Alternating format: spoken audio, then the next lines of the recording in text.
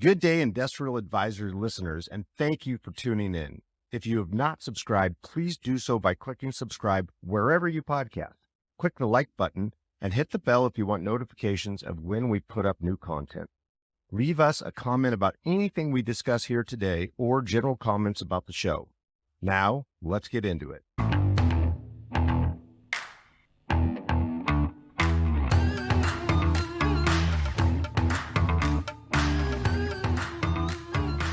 Welcome to our Industrial Advisors podcast. You have Bill Condon and Matt McGregor. We're doing a 5-minute Friday today, and the topic today is building the perfect building in the Puget Sound market and what that would look like. And this is a perfect topic for Matt because Matt totally geeks out on building plans and dimensions and truck courts. And so I want you to answer this two ways. What's the building look like? And what particular city is it in? Excellent. Well, yes, I do geek out on this stuff. Well, I've got two answers, if that's okay. Okay, so one would be for the small investor and one would be for the large investor. Okay. All right, so we'll start with the large investor. If I could build the perfect building, it would be, say, 500,000 to 800,000 feet with an added, say, 4 to 5 acres of trailer storage, cross-loaded, and it would be up in that Federal Way area, right up either, where Justin's building on Bridge Milton, or, Weyerhaeuser campus. If you could drop 500,000 to 800,000 feet with the perfect trailer storage, secured building, 36 foot to 42 foot clear, trailer storage right on, site or adjacent to it, that would be the perfect building from leasability in today's marketplace.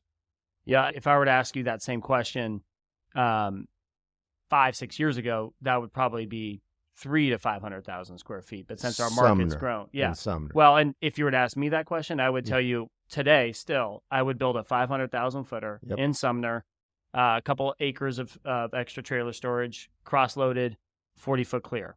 That's and over I-5. I would take. I think Sumner's the best, most proven submarket that we have. No argument. I mean, it definitely is. I would just say from a logistics standpoint, that, as you know, I love that Weyerhaeuser campus. Oh, it's awesome. And it's got its own exit into it. I love that Weyerhaeuser. Of course. Yeah. It's awesome. So obviously we've built two great buildings there, but if we had that 500 to 800, that would be an incredible deal. Obviously, I think Justin's about ready to secure the majority of his building. Yep.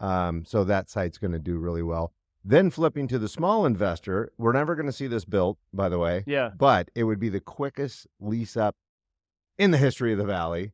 I'd say if you could build about 100,000 footer in Kent, but chop it up and do 15,000 footers-ish, call it 12 to 15, 3 docks and a drive-in. Yeah. Even if it's 24 foot clear, you'd make it 30. But that would lease up so fast. That small bay, well-loaded, dock-high stuff is always done well. The problem with it is it's probably going to cost you $450 to build it, right? And demise it and do all that. And so does it pencil? But from a leasability, if somebody gave me that building, that would be leased overnight. No, all those projects that have, smaller bay ability with loading, like Pacific Business Park on 220th. Sure. That park always stays full because the dock count's amazing and it can be demised down to like 10,000 footers.